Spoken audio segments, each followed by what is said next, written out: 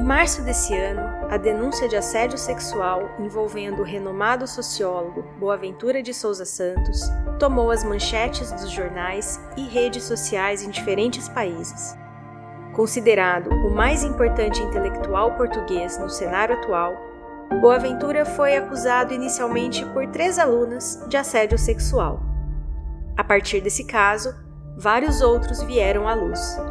Um coletivo de mulheres, formado por pesquisadoras que trabalharam com o professor, entregou uma carta à Universidade de Coimbra acusando Boaventura de assédio sexual, assédio moral e apropriação do trabalho intelectual sem o devido reconhecimento de autoria e remuneração. Poucos meses depois, em julho, os jornais nacionais noticiaram a demissão de um professor da Universidade Federal de Viçosa, acusado por 11 mulheres de abuso de poder, violência física, assédio moral, assédio sexual e estupro. No mês seguinte, a demissão de outro docente da Universidade Estadual de Ponta Grossa pelo crime de assédio sexual. O docente confessou ter oferecido aumentar a nota de uma aluna em troca de favores sexuais, valendo-se da sua posição de poder. Embora amplamente noticiado nos últimos meses, o assédio nas instituições de ensino superior ainda não é tratado com a seriedade que o tema exige.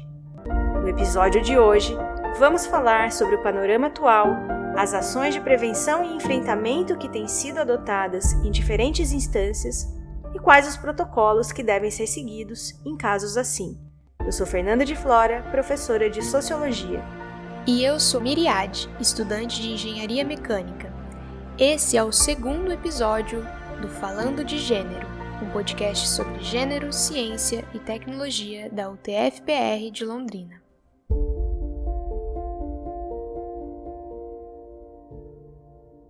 Sejam muito bem-vindas mais uma vez ao nosso podcast, no qual pretendemos trazer biografias invisibilizadas ou pouco conhecidas de mulheres que contribuíram fortemente para a ciência e também abordar outros temas de grande relevância no cenário contemporâneo. No episódio de hoje, assédio nas instituições de ensino superior.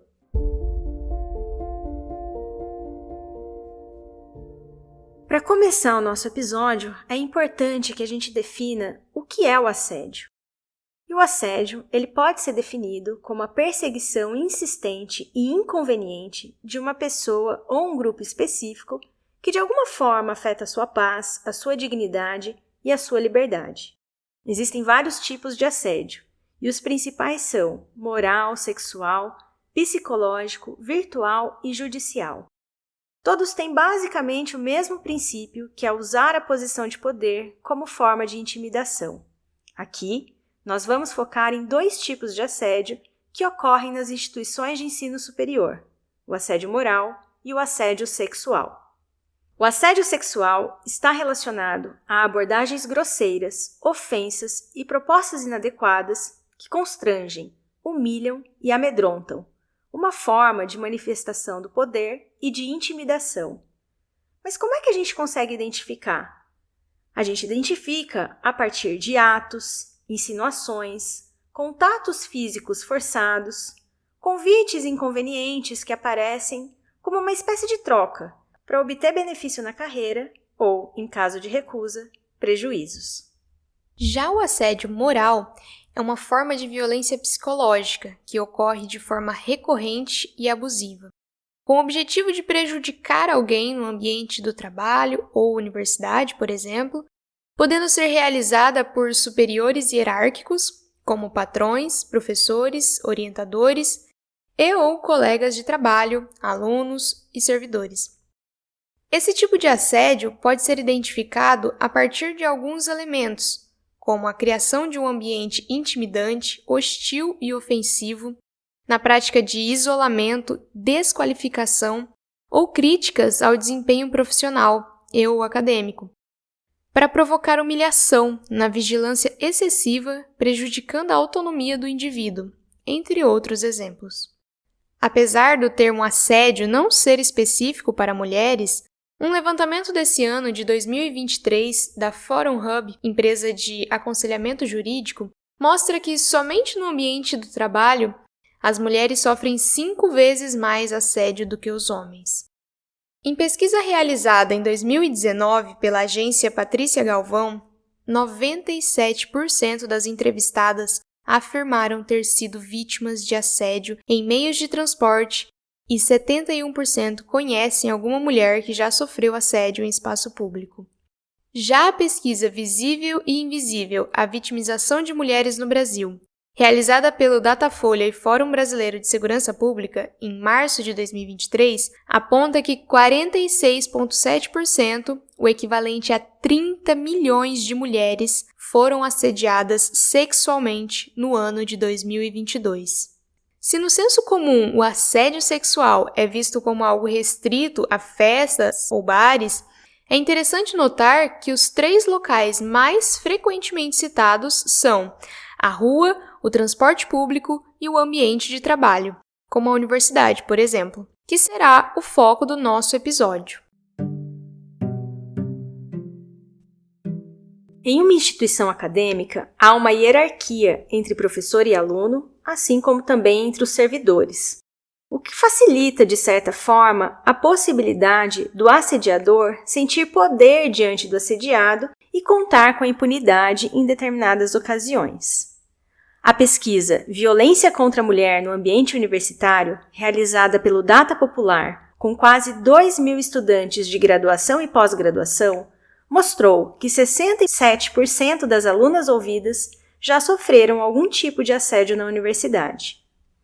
Embora comuns, os casos de assédio ainda são pouco investigados e punidos. A pesquisa realizada por Beatriz Beltrame em 2021, com 600 servidores de 71 universidades públicas e institutos federais, mostrou que quase 53% das instituições não possuem qualquer política de prevenção de ocorrências e dessas, 70% não oferecem nem medidas de combate ao assédio. E a UTF-PR nesse contexto?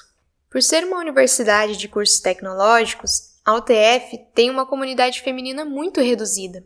Se a gente olha só para os cursos de engenharia, vemos que as mulheres representam apenas cerca de 30% do total. É esperado que essa desigualdade de gênero apareça em comportamentos e condutas muitas vezes constrangedoras, tanto por parte dos colegas de classe como dos professores, ambos do sexo masculino. A cultura do assédio moral e sexual acaba sendo naturalizada, e a dinâmica própria do ambiente universitário favorece esse tipo de abuso. Na maior parte dos casos, as vítimas não sabem a quem recorrer ou não encontram acolhimento da instituição. E, por consequência, muitas vezes a vítima acaba adoecendo e abandonando os estudos, a carreira acadêmica ou até mesmo algum projeto que tanto ansiava. É muito difícil que um aluno perceba seus privilégios por si só num ambiente como esse, fazendo com que o depoimento de uma aluna de alguma situação em que ela se sentiu desconfortável seja só mais um mimimi. Para romper com essa impunidade e silenciamento, é importante conhecer os instrumentos disponíveis para registrar essa forma de violência. Como a gente comentou, atualmente as instituições de ensino superior não possuem mecanismos efetivos para lidar com as situações específicas. Também é o caso da UTF-PR. A universidade, hoje, segue o protocolo da Controladoria Geral da União, a CGU, conhecido como o Guia Lilás. O guia determina que as denúncias de assédio sejam feitas através da ouvidoria da própria instituição ou da plataforma Fala BR. A ouvidoria da UTF-PR possui uma plataforma online onde podem ser feitas denúncias anônimas, identificando apenas o campus e o nome do assediador. No entanto, não existe hoje um canal específico para esses casos, o que muitas vezes faz com que não seja dada a devida atenção ao problema. Por isso, o guia recomenda que seja feito também um boletim de ocorrência, seja na Delegacia da Mulher ou em qualquer delegacia comum. Se você é estudante e passou ou passa por uma situação de assédio, aconselhamos que procure uma pessoa de confiança, seja ela um colega de classe, uma professora, coordenador ou coordenadora do curso, ou algum servidor para que possa te dar apoio. Jamais se isole em uma ocasião como essa. Mas como o assédio costuma acontecer quando não há testemunhas ou as pessoas presentes já normalizaram a conduta, outra medida que o próprio guia indica é anotar tudo com detalhes logo após o ocorrido e juntar o máximo de provas possíveis para dar maior efetividade à sua denúncia. Você pode registrar e-mails, mensagens de WhatsApp, gravar conversas, obter imagens de câmera de segurança e apresentá-las como provas. Para finalizar o episódio, nós queremos destacar 2 novas medidas adotadas pelo governo federal este ano. Em abril, o governo decretou a Lei 14.540/23, que institui o Programa de Prevenção e Enfrentamento ao Assédio Sexual e demais crimes contra a dignidade sexual e a violência sexual no âmbito da administração pública, direta e indireta, federal, estadual, distrital e municipal. Essa nova lei prevê a disponibilização de um canal de denúncias específico, a capacitação dos servidores quanto ao assunto, a promoção de ações e campanhas educativas e mecanismos de proteção às vítimas. Além disso, a lei prevê a obrigatoriedade do registro permanente das denúncias, tanto para o conhecimento da comunidade, como para a criação de políticas mais efetivas. E um parecer vinculante da Advocacia Geral da União estabelece que casos de assédio sexual deverão ser punidos com demissão em toda a administração pública federal. O novo entendimento foi assinado nesta segunda-feira, no dia 4 de setembro, pelo presidente Luiz Inácio Lula da Silva e pelo advogado-geral da União, Jorge Messias. Esse episódio foi produzido por 2 mulheres, uma professora e uma estudante de engenharia. Agora, pedimos licença para falar em primeira pessoa. Eu, Miriade, aluna do 7º período de Engenharia Mecânica. Ao longo da minha trajetória acadêmica, eu já vivenciei diversas situações de piadas e comentários constrangedores, momentos de desqualificação do desempenho acadêmico, e não só comigo, mas também com outras alunas. Eu posso dizer que o que mais nos afeta é a normalização dos fatos, tanto por parte dos professores como por parte dos alunos, fazendo que com o passar do tempo nos acostumemos a situações que nos desgastam psicologicamente e até profissionalmente. Um professor fazer uma piada sexista, por exemplo, envolvendo mesmo que indiretamente você, é sim assédio. Ver a impunidade recorrente nos desmotiva a dar voz a esses casos e nos tornamos cada vez mais silenciadas. Nós queremos ser ouvidas e, mais ainda, queremos que validem o nosso depoimento. A você que está nos ouvindo e que já passou ou presenciou uma situação assim, tente mudar o pensamento de é só uma piada, isso é normal, para não somos obrigados a tolerar.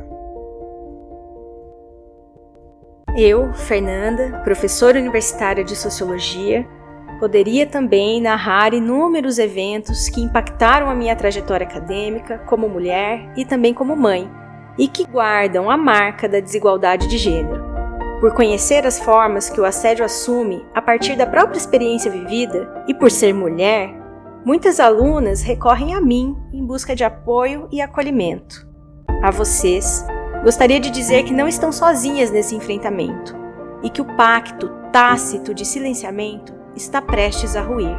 As medidas recentemente adotadas marcam uma nova abordagem que as instituições de ensino devem seguir no combate a essas formas de violência. É claro que ainda há muito a ser feito, e a movimentação coletiva é passo fundamental para a construção de uma universidade mais justa, mais igualitária, que respeite a diversidade e as múltiplas formas de existência.